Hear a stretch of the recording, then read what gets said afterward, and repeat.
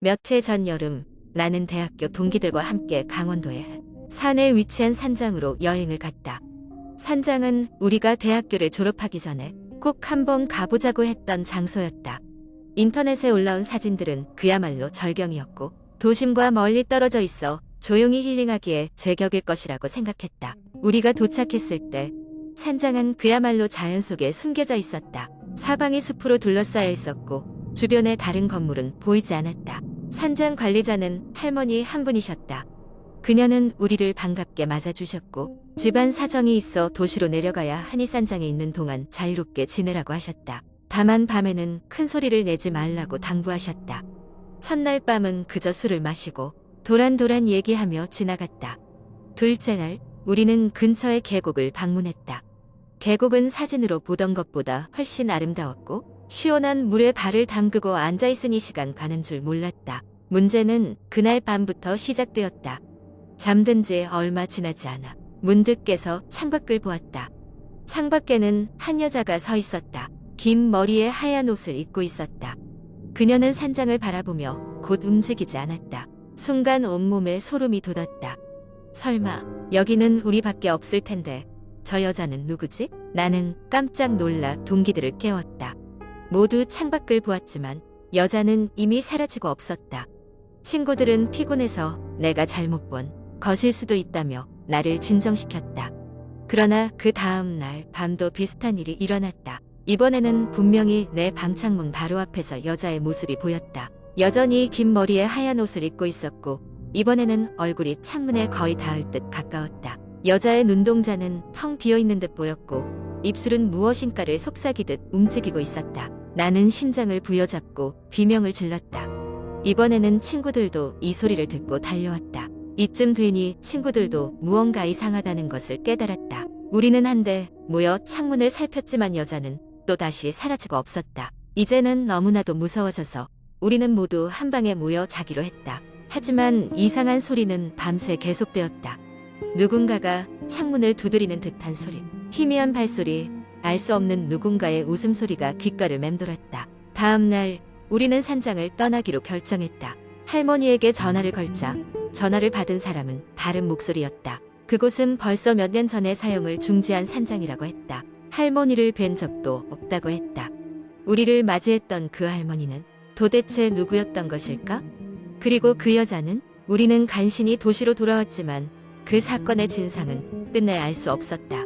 지금도 가끔 그날 밤 그 여자의 얼굴이 떠오를 때가 있다. 언제 어디서든 나를 다시 찾아올 것만 같은 불길한 예감이 들고 난다. 그 이후로는 절대 깊은 산속 산장에는 가지 않는다.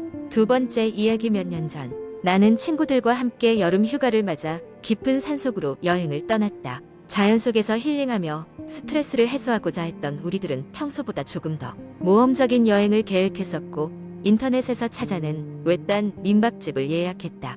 그 민박집은 인터넷에 정보가 거의 없었지만 고즈넉한 산속 풍경과 깔끔해 보이는 사진 몇 장에 반해 우리는 그곳을 결정했다. 예약을 마치고 인터넷 검색을 더 해봤지만 리뷰나 추가 정보는 찾기가 힘들었다. 대신 외딴 곳이라 조용히 쉬기 좋다는 이야기가 몇 개 있을 뿐이었다. 출발 당일 우리는 두 대의 차에 나눠 타고 산속 깊이 들어갔다. 점점 휴대폰 신호가 끊기고 제대로 포장되지 않은 흙길이 나타나면서 약간의 불안감이 엄습해왔다. 하지만 여름철 산속의 상쾌한 공기와 푸른 나무들이 우리를 반겨주었고 우리는 곧 목적지에 도착했다. 민박집은 생각보다 오래되어 보였고 어딘가 음산한 느낌이 들었다. 주인 할아버지는 우리를 반갑게 맞이해 주었고 그가 손수 마련했다는 다과를 내왔다. 우리는 시원한 수박을 먹으며 그와 담소를 나눴다. 할아버지는 말수가 적었지만 무뚝뚝한 표정과 다르게 시종일관 친절하게 대해주었다. 그날 저녁 우리는 짐을 풀고 산책 겸 주변을 둘러보기로 했다. 민박집을 기준으로 펼쳐진 산길은 매우 아름다웠고 아침보다 더 시원해진 날씨 덕에 기분이 절로 좋아졌다. 해가 서서히 저물고 어두워지기 시작할 즈음 우리는 민박집으로 돌아가기로 했다. 그때 친구 중 한 명이 나무들 사이에 무언가 반짝이는 것이 보인다고 했다. 호기심이 많은 우리는 함께 그쪽으로 가보았고 놀랍게도 오래된 폐가가 있었다. 폐가는 숲에 의해 절반쯤 가려져 있어 쉽게 찾기 힘들었을 것이다. 우리는 들뜬 마음에 폐가를 탐험하기로 결정했다. 폐가 안은 예상대로 먼지와 거미줄로 가득했고 낡은 가구들이 여기저기 무너져 있었다.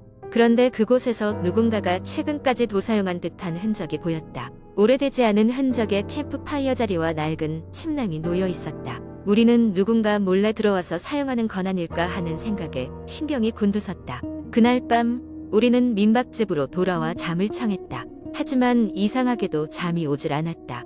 창밖에서 이상한 소리가 들리기 시작했기 때문이다. 처음에는 바람 소리려니 했지만 그 소리는 점점 또렷해졌고 사람 목소리와 비슷한 뉘앙스를 풍기기 시작했다. 속삭이는 듯한 소리, 울부짖는 소리, 그리고 누군가 발걸음을 옮기는 소리까지. 나와 친구들은 잔뜩 겁에 질려서 아무도 움직이지 못하고 침대에 그대로 누워 있었다. 이어지는 소리는 점점 가까워졌고 심장이 미친 듯이 뛰기 시작했다. 그러다 갑자기 문을 노크하는 소리가 들렸다. 너무 놀란 우리는 아무도 대답하지 못하고 숨을 죽였다. 하지만 노크 소리는 멈추지 않았다. 그때 낮에 만났던 할아버지가 문을 열고 들어오더니 우리를 한심시키며 말했다. 여긴 옛날부터 귀신이 서리 다니는 곳이라거리. 겁먹지 말고 잘 자구마. 그의 말은 오히려 더 큰 공포를 불러일으켰다. 할아버지는 아무 일 없다는 듯 문을 닫고 나갔다. 우리는 그날 밤을 거의 뜬 눈으로 지새웠다. 다음 날 아침 짐을 싸서 서둘러 그곳을 떠나기로 결심했다. 할아버지는 우리를 배웅하며 말했다. 조심해서 가그래. 아무 문제도 없을 거야. 차를 타고 그곳을 떠나는 길 내내 우리는 전날 밤에 공포스러운 일을 되뇌며 다시는 그곳에 오지 않기로 맹세했다. 그리고 인터넷에 돌아와 다시 그 민박집을 검색해보았지만 알 수 없는 이유로 그 민박집에 대한 정보는 모두 삭제된 상태였다. 마치 존재하지 않았던 것처럼 그 후로도 가끔씩 그때의 일을 떠올리지만 지금도 그곳에서 무슨 일이 있었던 건지 그 소리가 어디서 왔던 건지 알 수 없다. 다만 그날 밤 우리가 들었던 그 속삭임은 절대로 잊을 수가 없다. 세 번째 이야기. 나는 한국의 작은 시골 마을, 정확히는 경상도의 어느 외딴 마을에서 자랐다. 그곳은 주변에 울창한 산과 깊은 숲이 있어서 어린 시절을 자연 속에서 보냈다. 그때는 심심찮게 듣던 소문들이 있었다. 그중 하나는 마을 뒷산에 있는 오래된 폐가에 관한 이야기였다. 그 집은 대대로 내려오던 전해져 오는 소문으로는 사람이 살다가 한 집안이 몰락하고 아무도 살지 않게 되어 버린 곳이라 했다. 마을 사람들은 그 집을 귀신집이라 불렀다. 이유는 여러 가지였지만 대표적인 것은 밤이면 이상한 소리가 들린다는 것이었다. 아이들 사이에서는 그곳에서 밤을 쥐새우고 살아 돌아오면 용기가 있다고 인정받는 비공식적인 시험 같은 것이 있었다. 나 역시 그 시험을 받기 위한 나이가 되었고 친구 몇 명과 함께 그곳에 가기로 결심했다. 가을이 깊어가는 어느 날 밤 우리는 손전등 하나씩을 들고 그 집으로 향했다. 그날의 하늘은 구름이 두껍게 드리워져 있어서 달빛도 보이지 않았다. 바람이 불면 나뭇잎들이 스치는 소리가 귀에 윙윙거렸다. 우리는 다소 긴장한 채로 폐가 앞에 도착했다. 집은 생각보다 더 낡아 보였다. 창문은 모두 깨져 있었고 집 벽에는 덩굴이 앉아 있었다. 집 주변은 아무도 손대지 않은 채 방치된 지 오래된 듯했다. 그래도 우리는 그 집에 들어가기로 결심했다. 문은 녹슨 힌지에 매달려 겨우겨우 열린 듯 삐걱거렸다. 내부는 한때 사람이 살았던 흔적이 남아 있었다. 우리를 맞이한 것은 어둡고 차가운 공기와 먼지가 쌓인 가구들이었다. 그리고 무언가 이상한 느낌이 들기 시작했다. 마치 누군가가 우리를 지켜보고 있는 듯한 그 낯선 존재감을 우리는 부정할 수 없었다. 우리는 서로를 쳐다봤고 마음속에 뭔가 불안감이 솟구쳤다. 하지만 여기까지 와서 돌아갈 수는 없었다. 집을 둘러보려는 순간 저 멀리서 낮은 신음소리가 들려왔다. 단지 바람 소리라고 생각하려 했지만 그것은 점점 가까워지고 확실해졌다. 우리는 서로 등을 맞대고 그 소리가 나는 쪽을 주시했다. 그리고 그때였다. 지하에서 난 것 같은 그윽한 울음소리가 들리기 시작했다. 그것은 확실히 사람의 소리였고 공허한 고통이 실린 그 소리에서 한껏 소름이 끼쳤다. 우리는 그 소리가 나는 곳 지하실로 내려가 보기로 했다. 계단을 내려가는데 한 걸음씩 내디딜 때마다 목소리가 점점 더 커졌다. 그곳에는 작은 문이 하나 있었다. 녹이 쓴 문고리는 쉽게 돌아가지 않았지만 우리는 온 힘을 다해 문을 열었다. 문 너머로 희미한 빛에 비친 것은 작은 방 안에 놓인 의자와 그 위에 묶여있던 인형이었다. 그 순간 인형의 눈이 마치 살아있는 듯 빛났다. 우리는 충격과 공포에 휩싸여 아무 말도 못한 채 서로 얼어붙었다. 그 갑작스러운 순간 주변 공기가 차갑게 식는 것이 느껴졌다. 그리고 인형 주변으로 검은 그림자가 서서히 나타났다. 마지막 기억은 날카로운 웃음소리가 마치 귓가에 메아리처럼 울리는 것이었다. 그것은 인간의 목소리라고 하기에는 너무 기이했다. 그 일이 있은 후 우리 중 한 명이 고열에 시달리며 몇 주 동안 병원에 입원했다. 그리고 또 다른 친구는 악몽에 시달리며 매일 밤 잠에서 깼다. 나는 마을을 떠나 도시로 이사했지만 그날 밤의 기억은 결코 지워지지 않았다. 셀 수 없이 많은 밤 뒤척일 때마다 나는 희미한 속삭임을 들을 것만 같았다.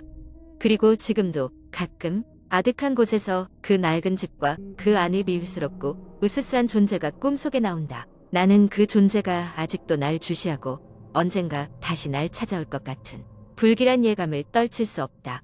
마을 사람들은 여전히 그 패가는 한 줌의 소문으로 남아있을 뿐이라고 이야기하지만 우리는 알고 있다. 그곳에는 어떤 존재가 살고 있으며 그것은 끊임없이 우리 주변을 맴도는 것임을.